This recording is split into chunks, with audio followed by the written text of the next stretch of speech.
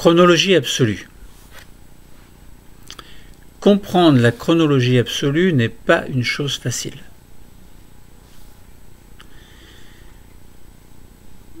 On doit passer par la notion d'isotope radioactif. Nous savons que les isotopes radioactifs vont se désintégrer régulièrement et de manière tout à fait irréversible. Cette vitesse de désintégration des éléments radioactifs est caractérisée par ce que l'on appelle une période radioactive et on dit aussi la demi-vie. Alors demi-vie, ça fait penser à la moitié. Si au départ vous avez 100 cailloux par exemple,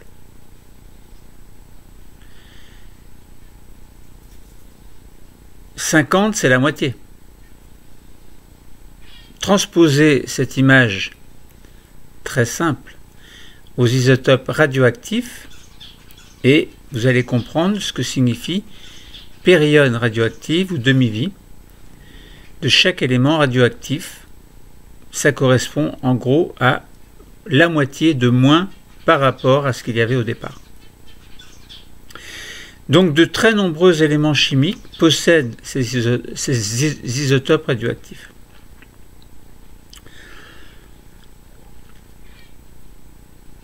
Alors, on parle d'éléments pairs et d'éléments fils.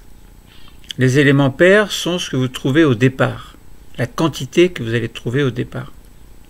Et les éléments fils résultent des éléments pairs. Donc, il est possible de mesurer la proportion de ces éléments pairs et la proportion de ces éléments fils. Donc, cette mesure d'éléments pairs qui restent et d'éléments fils qui ont produit permet de calculer depuis combien de temps se déroule la désintégration au sein d'un échantillon qui pourrait être une roche par exemple, un minéral. Et par conséquent, donc, on peut déterminer l'âge. On parle également de chronomètres géologiques et ces chronomètres géologiques sont choisis. Ils ont une période spécifique à la mesure du temps à laquelle on voudrait avoir accès. Par exemple, si on voulait mesurer le premier jour de la poussée d'un arbre, comment est-ce que vous feriez? Eh bien, si vous avez cet arbre aujourd'hui, qui fait 50 mètres de haut, qui a un certain diamètre au niveau de son tronc, qui a des branches, des feuilles, comment est-ce que vous feriez pour mesurer, pour dire, cet arbre, il a 50 ans, par exemple? Ça veut dire qu'il faut remonter dans le temps et imaginer une technique qui permette de dire, à partir de l'arbre que vous avez devant vous aujourd'hui, de dire, eh bien, il y a 50 ans, il y a eu la germination. Alors, vous voyez, c'est pas facile. Mais là, on est sur un ordre de grandeur d'une cinquantaine d'années. Alors, quand on veut mesurer le temps sur des périodes qui ne sont pas trop longues, mais ça peut aller au-delà, bien au-delà de 50 ans, on peut utiliser par exemple la méthode au carbone 14. Mais si on a des temps, si on veut, imaginons que vous avez un basalte qui a été produit il y a 100 millions d'années, admettons. Donc vous voyez, entre ces 50 ans et les 100 millions d'années, il y a un écart. Donc ça veut dire que si vous avez le basalte devant vous, comment est-ce que vous feriez pour dire ce basalte, il a 100 millions d'années? Comment est-ce que vous pourriez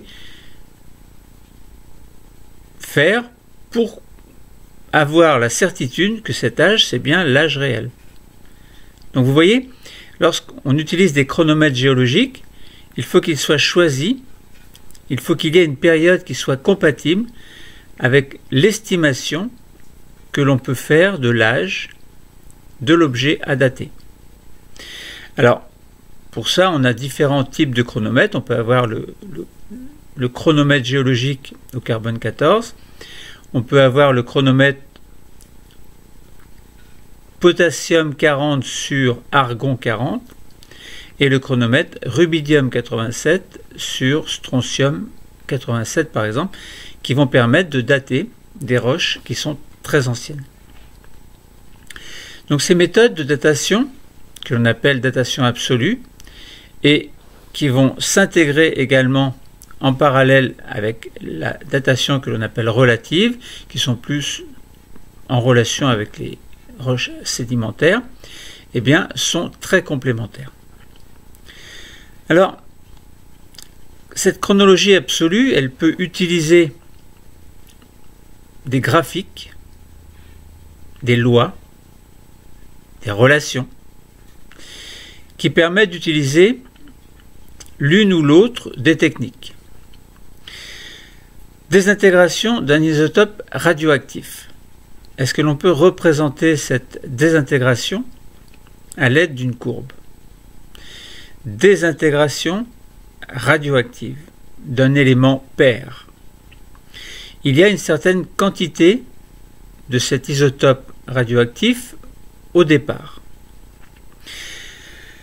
Au bout d'un certain temps, eh bien, cette quantité d'éléments pairs a disparu.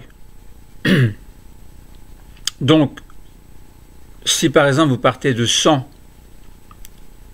éléments pairs au départ, au bout d'un temps t, il peut en rester par exemple 10. Donc ça veut dire qu'il y a eu une désintégration radioactive. Mais entre les 100 de départ et les 10 d'arrivée,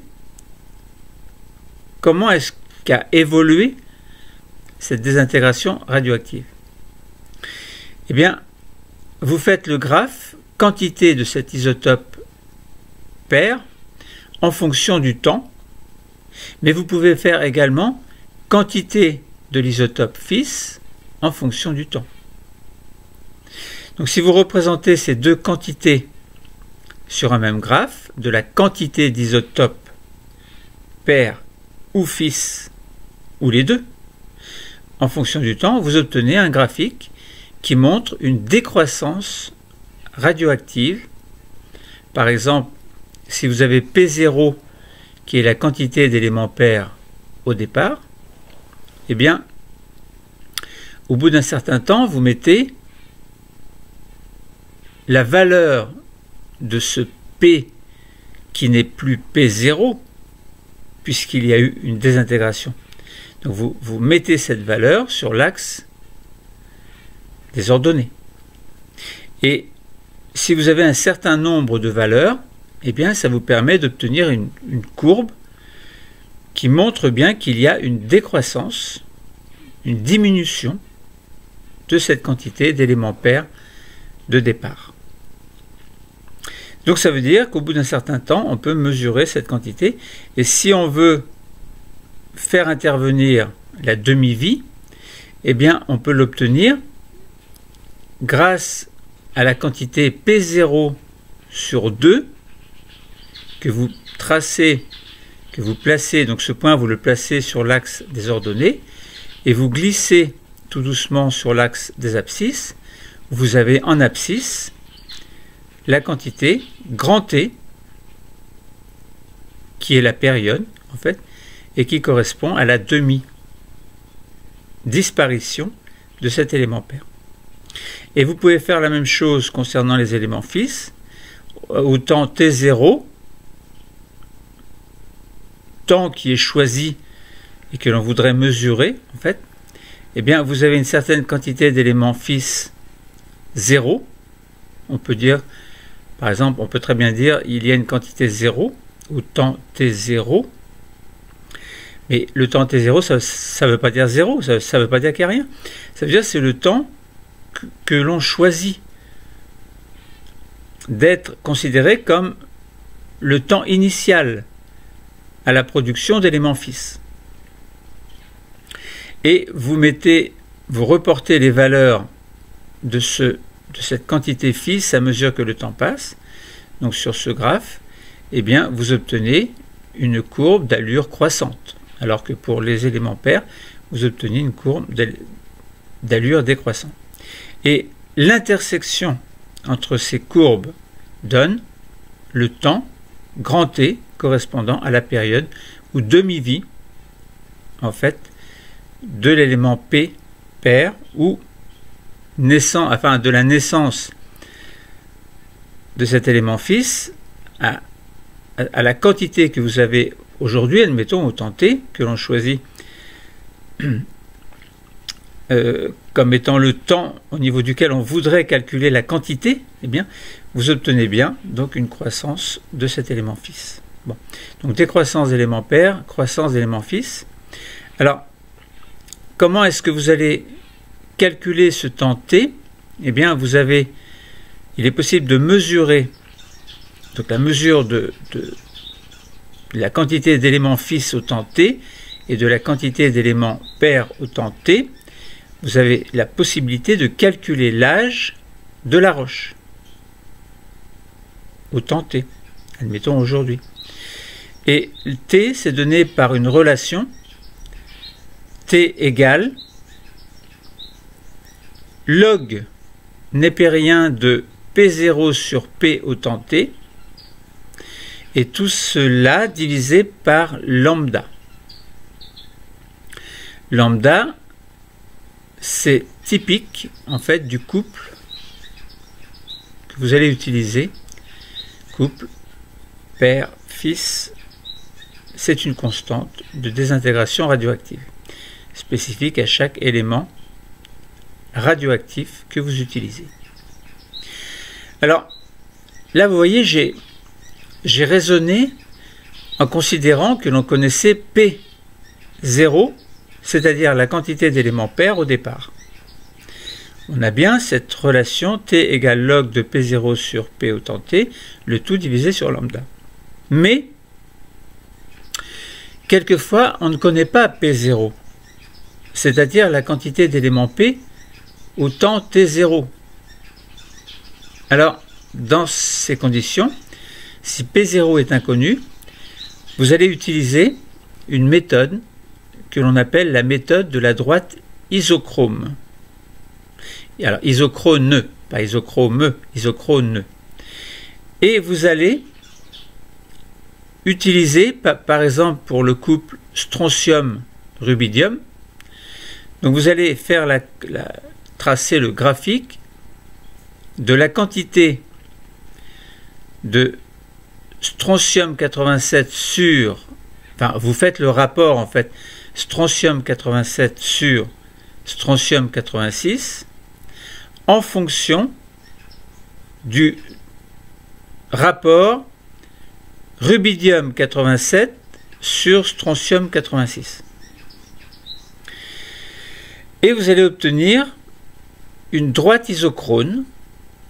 Alors, vous avez également, ce que je dois préciser, une quantité de strontium 87 sur strontium 86 initiale. Et cette quantité initiale, elle reste constante, entre guillemets, pour les minéraux, pour les différents minéraux qui vont composer telle ou telle roche. Donc les minéraux, ça peut être feldspath plagioclase, des pyroxènes, de l'olivine, etc. Bon. Donc ces minéraux ont intégré, possèdent en fait une certaine quantité de strontium 87 et strontium 86. Et si on fait le rapport entre les deux, ce rapport va donner des valeurs qui seront constantes, mais de telle sorte que la quantité, donc le rapport de rubidium 87 sur strontium 86 varie. En fait, cette quantité, elle, n'est pas constante. Donc ça vous donne une droite horizontale à l'axe des abscisses, correspondant à donc au calcul pour chaque minéral composant de la roche de ce rapport strontium 87 sur strontium 86 initial. Mais la quantité par contre de strontium 87, alors si on raisonne en termes de rapport strontium 87 sur strontium 86, va être variable. Donc ça veut dire que pour une certaine quantité, par exemple dans un premier minéral numéro 1, vous avez strontium 87 sur strontium 86 initial, il y a une certaine valeur, mais la quantité de strontium 87 sur strontium 86 va avoir une certaine valeur plus élevée que celle de départ correspondant au minéral numéro 1, et vous allez avoir une certaine valeur correspondant à l'axe, que vous allez reporter sur l'axe désordonné. Et vous faites la même chose avec le minéral numéro 2, puis le minéral numéro 3. Donc vous avez de ce fait-là, donc si on raisonne en termes de strontium, bien le strontium 87 est créé. Donc ça veut dire que vous allez pouvoir déterminer le coefficient directeur de la droite, coefficient directeur que vous allez pouvoir appeler petit a, et de ce fait-là, vous allez pouvoir calculer l'âge de la roche, donc l'âge petit t de la roche, grâce à la formule petit t égale log de a plus 1, le tout divisé par lambda. Lambda étant une constante de désintégration radioactive relative au couple strontium-rubidium. Donc vous obtenez bien une droite isochrone, et si vous prenez un échantillon quelconque, eh bien vous reportez sur cet échantillon, en mesurant la quantité, eh bien vous reportez sur la courbe les coordonnées en abscisse et en ordonnée, et vous obtenez bien donc une droite, enfin sur un point qui va vous permettre de déterminer le temps précis, puisque ce temps sera le même pour les différents minéraux constituant la roche, puisque le système est fermé. Bon. Alors on y reviendra tout à l'heure à cette courbe qui n'est pas forcément si facile à comprendre. Alors,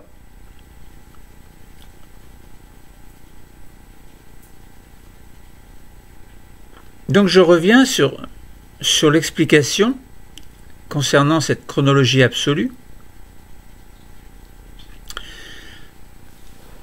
Donc je vous ai dit que on peut calculer donc un âge. Cette chronologie absolue permet de caler l'échelle stratigraphique dans le temps en déterminant l'âge des roches en milliers, en millions, voire en milliards d'années. Alors, quel est ce principe de la chronologie absolue, si on voulait préciser un peu plus les choses? Alors, je vous ai parlé d'éléments pairs, d'éléments fils, de demi-vie, de chronomètre géologique. Eh bien, lorsque l'on parle de décroissance radioactive, on parle de certains éléments chimiques qui possèdent des isotopes qui peuvent être naturels, mais il existe également des isotopes qui sont créés en laboratoire pour des usages divers, médicaux par exemple, avec des techniques par exemple permettant de raisonner en termes de cancer. Bon. Donc il y a une certaine décroissance radioactive de certains éléments qui possèdent des isotopes naturels radioactifs qui vont se désintégrer de manière irréversible au cours d'un certain temps que l'on cherche à mesurer. Au départ, on a bien un élément que l'on appelle l'élément pair. cet élément pair va subir une décroissance radioactive et il va se transformer en un élément, un isotope qui va être, alors on dit radiogénique. C'est bien l'élément fils. Autrement dit, l'élément pair, par désintégration radioactive, va bien donner un élément fils. Et ce phénomène se déroule de manière plus ou moins rapide. Si par exemple je vous prenais 100 cailloux et vous séparez ces 100 cailloux en deux, l'action que vous avez faite peut se faire en quelques secondes. Mais si vous laissez la nature faire concernant ces isotopes radioactifs pairs, si vous laissez la nature faire en sorte qu'ils se désintègrent en éléments fils, ce n'est pas forcément quelques secondes. Le temps peut être variable et en général, en géologie, les temps sont quand même assez importants. Donc ça veut dire que l'élément pair, en fait, va se dégrader, va se transformer en quelque sorte en élément fils. Et la vitesse est caractéristique de chaque élément radioactif et on appelle demi-vie ou période. C'est la durée qu'il va falloir pour que la quantité d'isotopes radioactifs initiale de l'élément pair diminue de moitié. Alors, si l'on voulait peser l'élément pair et l'élément fils, est-ce qu'ils auraient la même masse? Eh bien, non. Ils n'ont pas la même masse. Donc, on peut séparer et doser ces éléments à l'aide d'un appareil que l'on appelle le spectromètre de masse. Cet appareil est capable de préciser les proportions d'éléments pairs et d'éléments fils, donc proportion d'éléments pairs qui restent, et donc par conséquent proportion d'éléments fils qui se sont formés.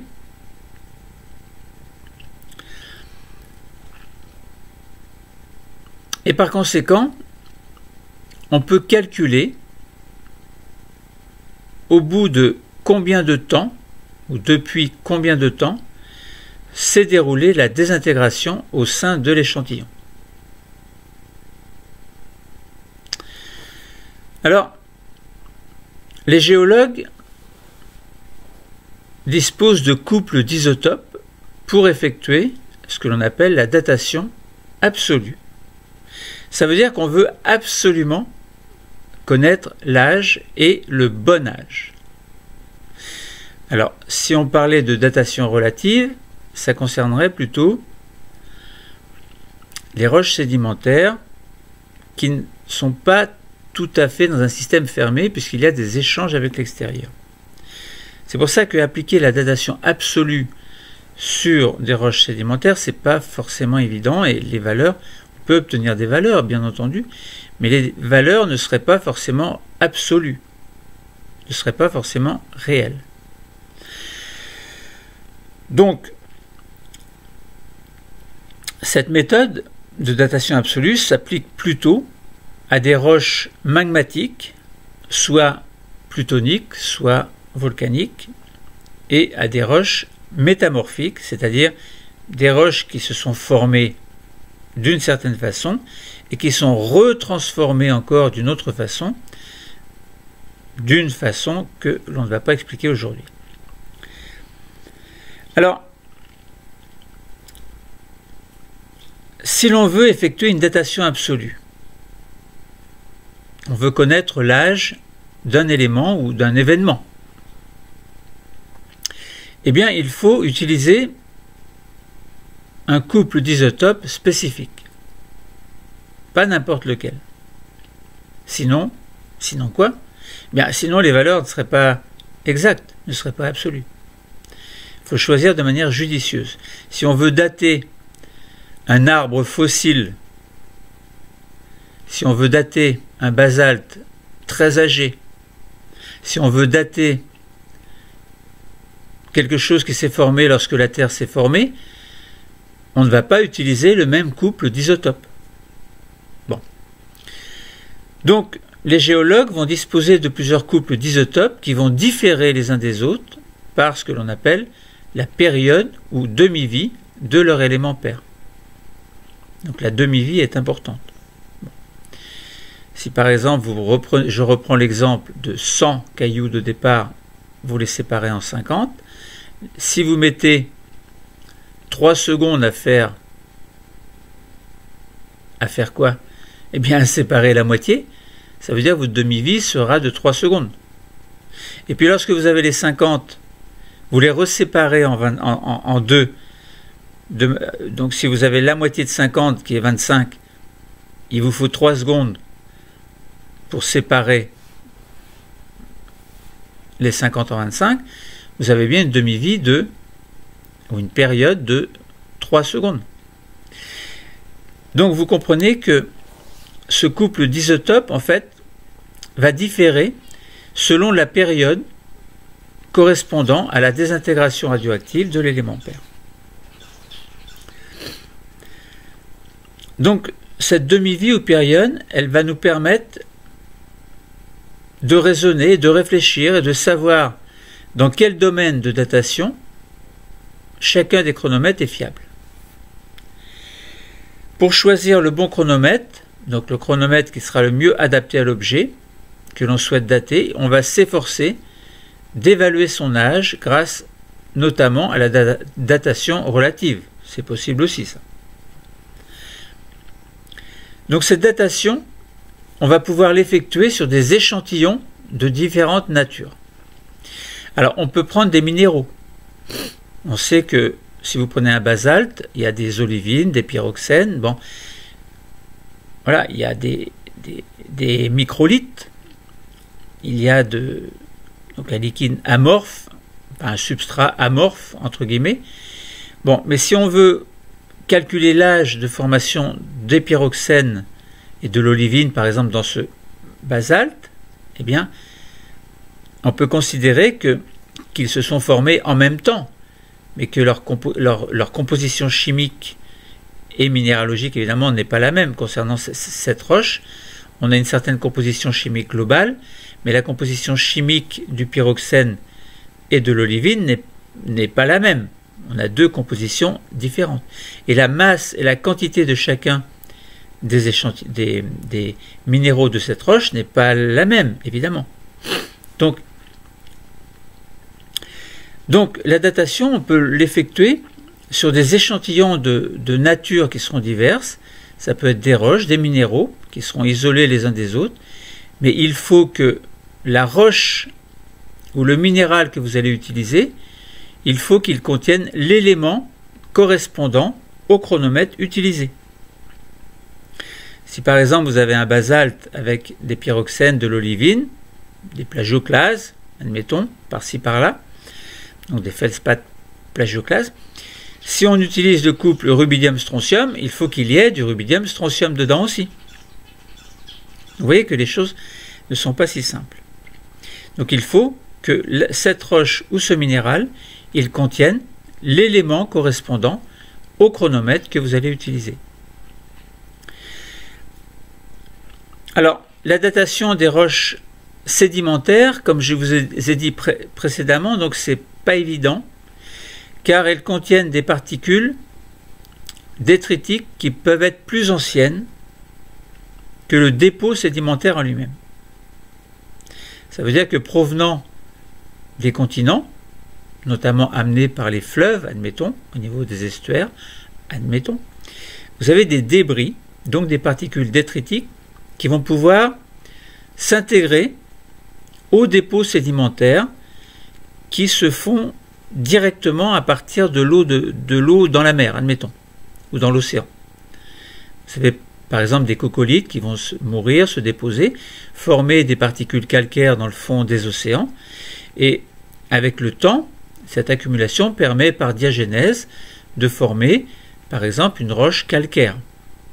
Mais on peut avoir dans ces sédiments qui se mettent en place de nature calcaire, en fait, on peut avoir un apport extérieur de particules détritiques, par exemple des fleuves qui amènent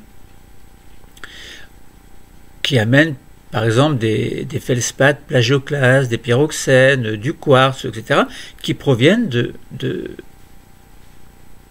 très loin dans les chaînes de montagne, admettons, suite à des phénomènes d'érosion.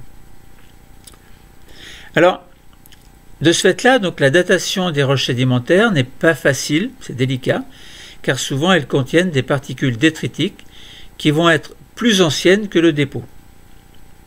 Voilà, si vous avez un dépôt sédimentaire qui a tel ou tel âge, si un apport de particules détritiques arrive, ça veut dire que déjà le dépôt de ces particules détritiques va avoir le même âge que le dépôt sédimentaire d'origine calcaire, admettons, dû à des éléments chimiques ou à des éléments biologiques qui vont mourir et déposer leurs particules calcaires, leurs tests calcaires au fond de l'océan. Mais ces débris calcaires, admettons un morceau de quartz qui arrive, il a été formé avant le dépôt. Donc ça veut dire, vous voyez, vous avez un écart d'âge entre les deux qui ne permet pas de donner une datation absolue à la roche sédimentaire. Puisque si par exemple vous datez le quartz ou le pyroxène ou le plagioclase ou l'orthoclase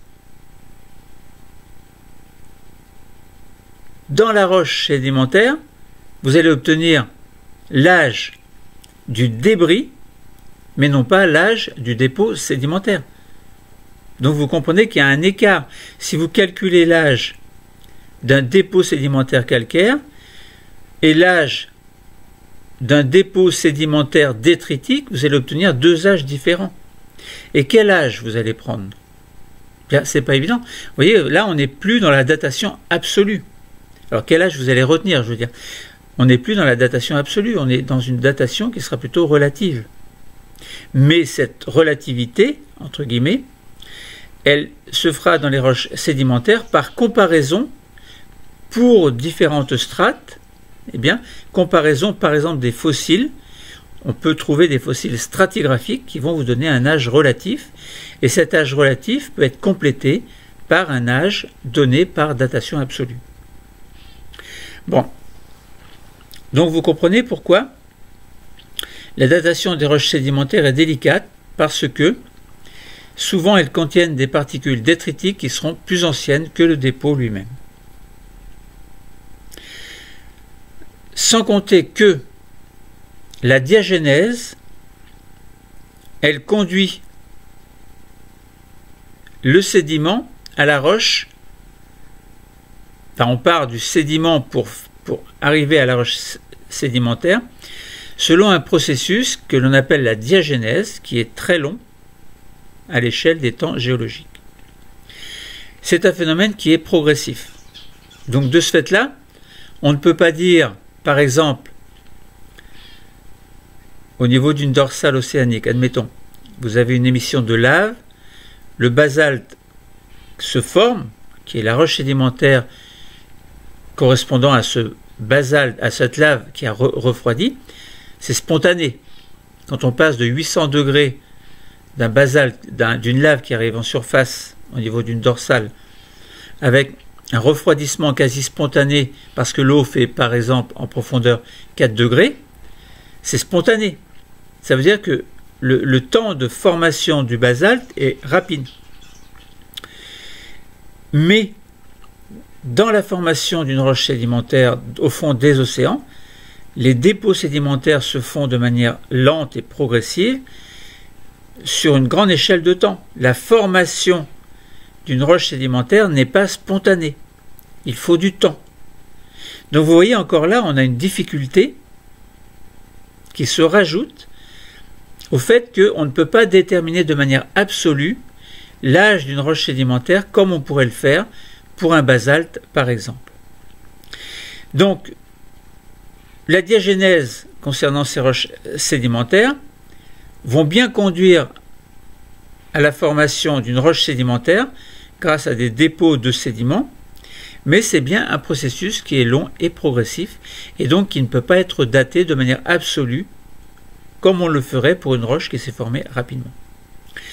Donc, pour cette raison, la datation absolue va s'appuyer davantage sur des roches magmatiques, plutoniques ou volcaniques, ou sur des roches métamorphiques, qui sont des roches qui ont été formées dans un premier temps, selon différentes façons, et qui sont retravaillées, retransformées d'une autre façon. Alors, on peut prendre l'exemple d'une croûte océanique qui se forme au niveau d'une dorsale océanique, évidemment, et qui, avec le temps, va se transformer en ce que l'on appelle un faciès schiste vert, cette croûte océanique, puis à mesure qu'il va y avoir un plongement au niveau d'une zone de subduction, on passera d'un faciès schiste vert, par exemple, à un faciès schiste bleu. Grâce à des phénomènes métamorphiques qui vont faire en sorte que les minéraux qui sont dans un état de faciès schiste vert vont être retravaillés selon des conditions de pression et de température dues à l'enfoncement. Eh bien, ces minéraux vont être retravaillés par ce que l'on appelle le métamorphisme en d'autres minéraux qui seront des marqueurs de subduction.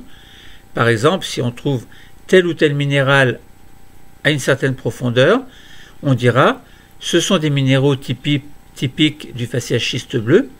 Et si on trouve un grenat, par exemple, on dira eh bien, le grenat est bien typique du faciès éclogite. Bon, donc vous voyez que ces roches métamorphiques sont des roches qui ont été retravaillées d'une autre façon suite à des conditions de pression et de température différentes auxquelles sont soumises ces roches et donc ces minéraux qui appartiennent à ces roches. Quoi qu'il en soit, et quelle que soit la nature de l'échantillon, on calcule son âge grâce à un dosage des éléments pairs et des éléments fils. Alors c'est formidable si on connaît la quantité initiale d'éléments pairs et donc indirectement la quantité initiale d'éléments fils. Mais ce n'est pas toujours évident de connaître une quantité initiale de quelque chose qui s'est formé il y a des millions d'années, voire des milliards d'années. Donc, quoi qu'il en soit, on calcule les éléments pairs et les éléments fils. Mais le résultat n'est pas forcément acceptable. Il le sera si ces éléments n'ont pu ni entrer ni sortir de l'échantillon après leur formation. Tout à l'heure, je vous ai dit, on prend l'exemple du basalte, de la lave basaltique qui se fige spontanément pour donner une roche basaltique. À l'intérieur, il y a des cristaux, pyroxène, plagioclase, olivine. Ils se sont figés également. Ça veut dire qu'il n'y a plus d'évolution de ces minéraux au sein même de la roche. Donc ça veut dire qu'il n'y a plus d'échange avec l'extérieur. Et on dit à ce moment-là que l'échantillon constitue un système fermé. Donc il n'a plus d'échange avec l'extérieur. Voilà, donc concernant ces roches magmatiques de type plutonique ou volcanique, eh bien la fermeture du système va bien correspondre à ce que l'on appelle la cristallisation du magma en une roche, par exemple, volcanique ou en une roche plutonique. Alors l'exemple des roches plutoniques au niveau des dorsales océaniques, au niveau de la croûte océanique, en fait, sera le gabbro, et l'exemple de roches volcaniques, donc magmatiques de type volcanique, sera bien entendu le basalte. Cependant, tant que la température de la roche reste élevée, eh bien, des éléments chimiques vont pouvoir encore diffuser dans les minéraux. Autrement dit, soit les minéraux vont continuer à grandir, à croître, par exemple un microlithe, s'il y a une certaine température très chaude autour de lui, va pouvoir grandir encore un peu, ou même incorporer des éléments, dont le strontium, le rubidium, etc., qui sont des éléments qui peuvent faire partie d'un couple isotopique que l'on va utiliser pour calculer un temps. Donc, tant que la température de la roche reste élevée, eh bien, nous savons que des éléments chimiques vont pouvoir diffuser encore entre les minéraux ou dans les minéraux. La température de fermeture du système, elle est spécifique à la fois de l'isotope que vous allez considérer et de chaque type de minéral. Par exemple, vous prenez olivine, pyroxène, plagioclase, ce sont des minéraux. Mais l'isotope, par exemple rubidium-strontium, le couple rubidium-strontium, ne va pas s'incorporer de la même façon dans l'un des trois minéraux. Donc ça veut dire que ces trois minéraux ne vont pas avoir les mêmes rapports strontium-rubidium. Mais pourtant, c'est intéressant parce qu'ils vont pouvoir être placés dans le graphique dont je vous ai parlé tout à l'heure et intervenir dans la formation, enfin dans la construction de la courbe isochrone. Et donc indirectement vont nous permettre de déterminer un âge. Donc les mesures que vous allez réaliser sur différents minéraux d'une même roche vont fournir des âges différents. Donc selon que vous utilisez par exemple le potassium ou l'argon, le rubidium, le strontium, on n'a pas les mêmes rapports d'incorporation.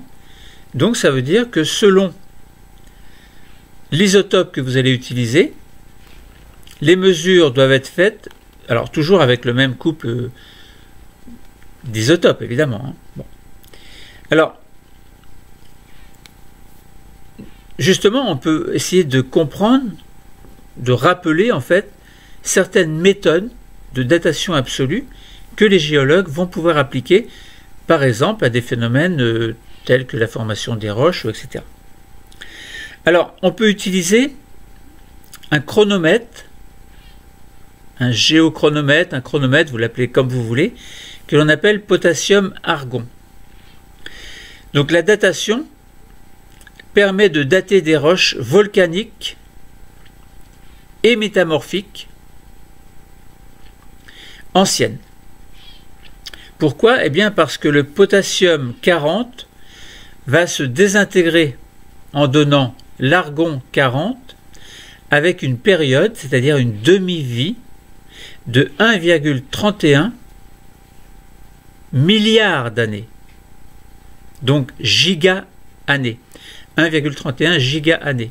Donc vous voyez, on est loin de l'exemple tout à l'heure, je vous ai dit 100 divisé par 2, 50 en 3 secondes. Vous avez une demi-vie de 3 secondes.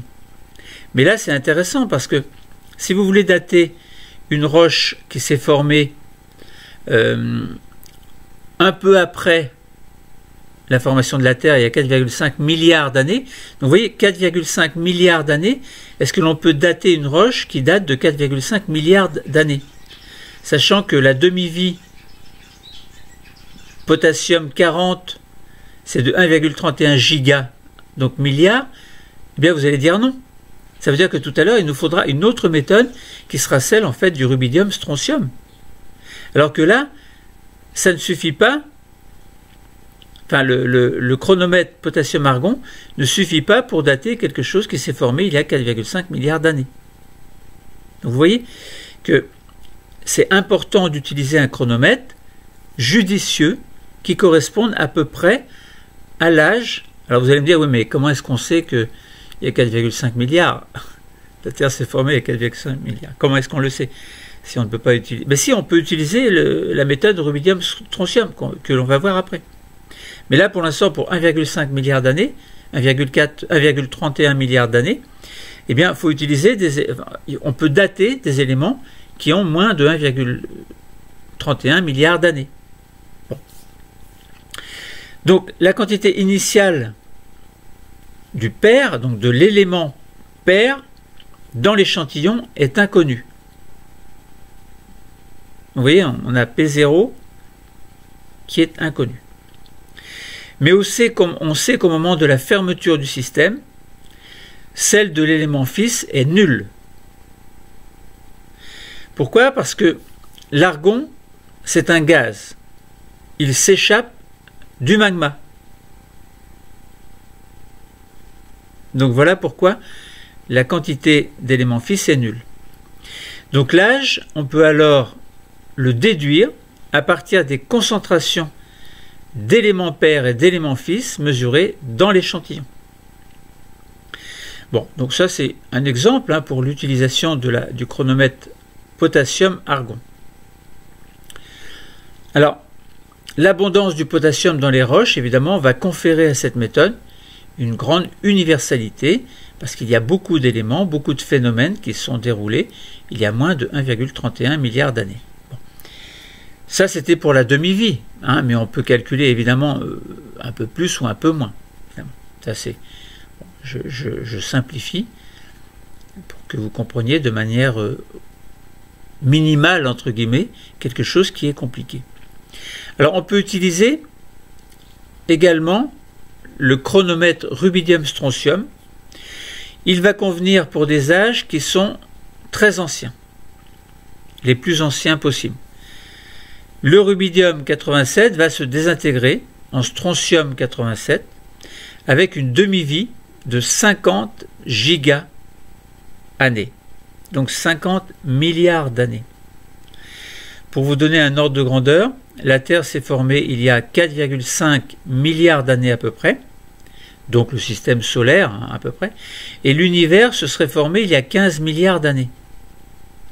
Donc ça veut dire qu'on peut dater avec le rubidium-strontium des éléments qui se sont formés il y a 50 giga-années, 50 milliards. Alors vous allez me dire, on peut peut-être mesurer ce qui s'est passé avant le Big Bang. Alors ce serait un rêve, mais bon, c'est pas possible, évidemment. Puisqu'avant la formation de l'univers, on ne sait pas ce qu'il y avait. Ah, le Big Bang, le fameux Big Bang. Mais là, on bascule sur de la physique. Alors, la méthode avec le chronomètre rubidium-strontium, c'est la méthode qui est la plus utilisée car elle est très fiable. Cependant, on va la réserver pour des roches anciennes, évidemment, comme je vous ai dit, puisqu'on peut dater 50 milliards d'années, évidemment. Pourquoi? Eh bien parce que la désintégration du rubidium 87 est tellement lente que le système doit être fermé depuis au moins 100 millions d'années. Alors quand même, pour que sa décroissance de sa concentration puisse être convenablement mesurée. Voilà, donc c'est une méthode qui est très fiable, mais il faut quand même que le système soit fermé depuis 100 millions d'années. Sinon, ce n'est pas valable. Sinon, il faut utiliser une autre méthode. Bon. Alors, donc là, on comprend que les quantités initiales d'éléments pairs et fils sont inconnues et que la détermination de l'âge va passer par une résolution graphique, comme je vous avais expliqué au début. Une droite isochrone va être réalisée à partir de plusieurs minéraux, alors je vous ai expliqué pourquoi tout à l'heure, ou échantillons de la roche à dater. Et la pente de cette droite va dépendre du temps écoulé depuis la fermeture du système. Et ensuite un calcul va permettre de déduire l'âge de l'échantillon. Alors, tout à l'heure je vous ai dit, on peut coupler différentes méthodes de datation, c'est-à-dire on peut coupler la datation relative et la datation absolue, sachant que la datation absolue va nous donner un âge absolument relativement réel.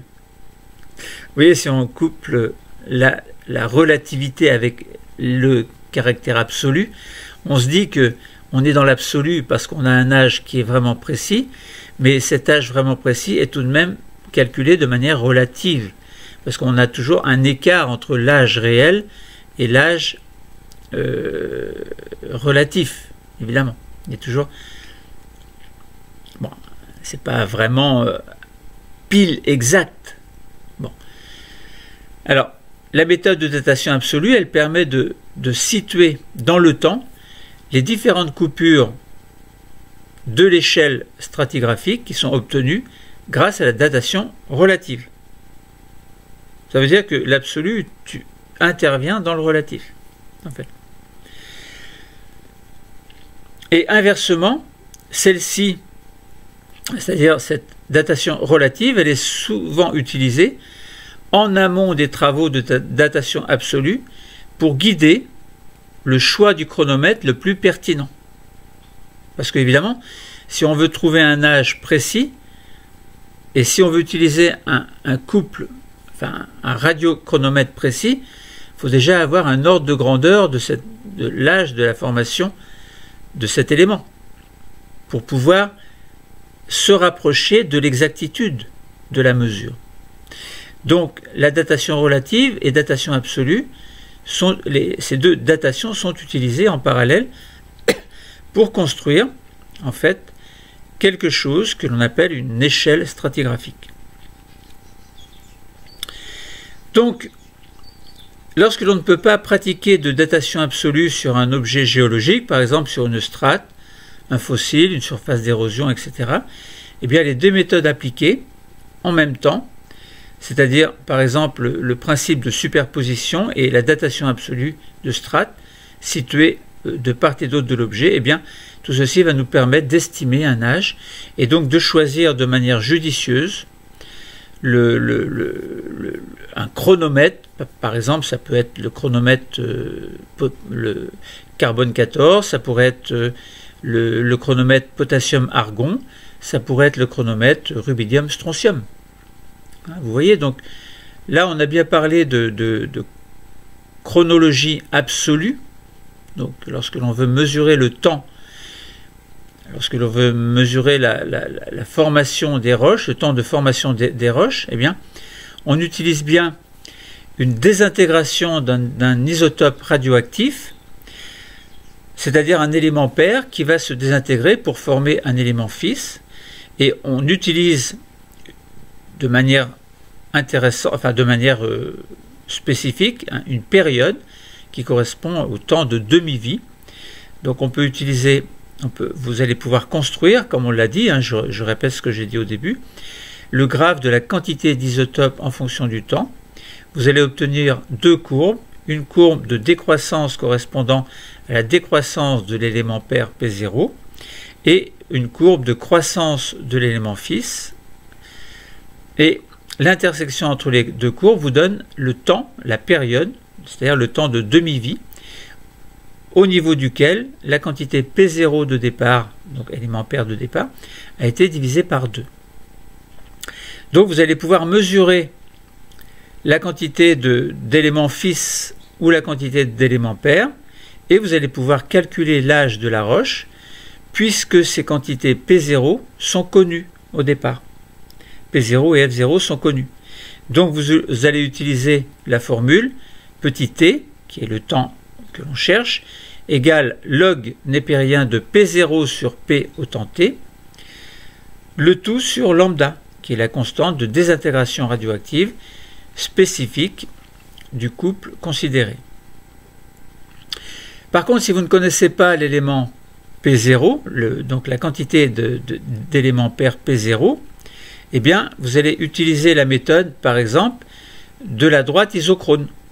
Vous allez calculer, vous allez construire le graphe de SR87 sur SR86 en fonction de rubidium 87 sur strontium 86.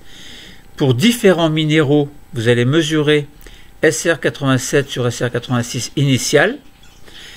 Vous allez trouver la même valeur pour différents minéraux dans une même roche. Et vous allez calculer la quantité de strontium 87 sur strontium 86. Et là, vous allez avoir des valeurs différentes pour les différents minéraux qui n'ont pas incorporé de la même façon les différents éléments du couple choisi. Et à ce moment-là, vous allez obtenir des valeurs qui seront différentes, que vous allez reporter sur l'axe, donc en termes de points, sur l'axe, donc dans le graphique, et obtenir donc cette droite isochrone. Donc vous allez bien avoir, entre guillemets, pour un minéral précis par exemple, une valeur au temps t égale 0, et puis une valeur au temps t correspondant à ce strontium 87 qui va être créé, et à ce rubidium 87 qui va se désintégrer. En fait, le rubidium 87 se désintègre et va former du strontium 87. Autrement dit, les deux quantités sont relatives. Et donc, ça vous permet d'obtenir cette droite isochrone, de déterminer le coefficient directeur de la droite, que l'on va pouvoir appeler petit a. Et donc, vous allez pouvoir calculer l'âge t, l'âge petit t de la roche, grâce à la formule petit t égale log népérien de a plus 1, a étant la pente de la droite, le tout divisé par lambda, qui est la constante de désintégration radioactive. Donc vous voyez que dans cette chronologie absolue, eh bien, des isotopes radioactifs existent. Ils vont se désintégrer de manière régulière, puisque l'on peut définir un temps de demi-vie, et de manière irréversible au cours du temps. Alors tout ça à condition que le système soit fermé. Alors d'ailleurs, ce n'est pas toujours fermé lorsqu'il y a une désintégration. Et la vitesse de ce processus va être caractérisée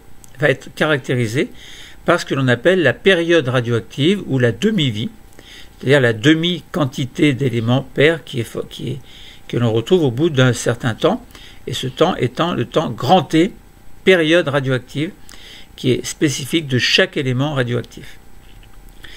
Donc la mesure des proportions d'éléments pairs restants et d'éléments fixes produits va permettre de calculer depuis combien de temps se déroule la désintégration au sein de l'échantillon, donc la roche totale, ou ça peut être les minéraux isolés de cette roche, admettons. Et donc on va pouvoir connaître l'âge. Par conséquent, on a bien un chronomètre géologique qui va nous apporter des informations et qui va être choisi pour avoir une période qui sera compatible avec l'estimation que l'on peut faire de l'âge de l'objet à dater. Évidemment. Alors, il faut utiliser pour ça donc à la fois la datation relative et la datation absolue. On fait un petit mélange des deux et on affine de plus en plus l'estimation jusqu'à obtenir de manière absolue un âge absolument réel. Toujours relatif, évidemment, parce qu'on ne peut jamais être dans l'absolu concernant un âge qui s'est déroulé, enfin, un événement qui a eu lieu il y a des millions d'années. Donc ce chronomètre géologique, il est choisi de manière à ce qu'il y ait une période compatible avec l'estimation que l'on peut faire de l'âge de l'objet à dater. Et par exemple, on utilise les chronomètres potassium, argon, donc potassium 40, argon 40 et rubidium 87, strontium 87, qui vont permettre de dater des âges très anciennes. Voilà, les méthodes de datation absolue et de datation relative vont donc se révéler de ce fait-là de manière tout à fait complémentaire. Alors, donc pourquoi chronomètre potassium-argon?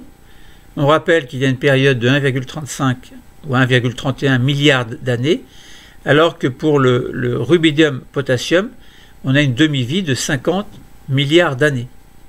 Alors je terminerai sur cette belle image correspondant au temps et aux roches. Est-ce que l'on peut, grâce à la méthode rubidium-strontium, déterminer un âge ou quelque chose qui s'est déroulé il y a au-delà de 15 milliards d'années? Bien sûr que non, puisqu'il y a 15 milliards d'années, c'est l'univers qui s'est formé, mais l'utilisation, sachant qu'on peut utiliser cette méthode rubidium-strontium pour des âges allant jusqu'à et même au-delà de 50 milliards d'années, formation de la Terre 4,5 milliards d'années, formation de l'univers 15 milliards d'années, que trouverait-on il y a 50 milliards d'années? Voilà, il ne faut pas rêver. Allez, le cours est terminé. Merci.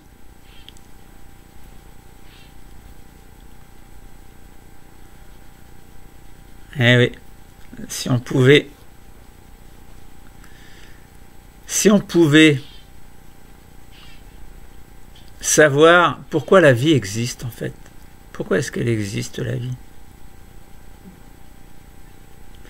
Que s'est-il passé avant le Big Bang? Pourquoi la matière s'est formée, l'énergie s'est formée, tout ça? Pourquoi est-ce que l'on a la Terre dans le système solaire qui s'est formé? Tout ça, on peut déduire à partir de lois physiques, de lois de la biologie, de la SVT, science de la vie de la Terre, des lois mathématiques, toutes ces lois scientifiques qui permettent de comprendre des choses. Mais il y a au-delà de toutes ces lois quelque chose que l'on ne comprend pas, c'est l'origine de la vie. Quelle est l'origine de la vie? Et c'est quoi la vie? Allez, au revoir les amis, à bientôt.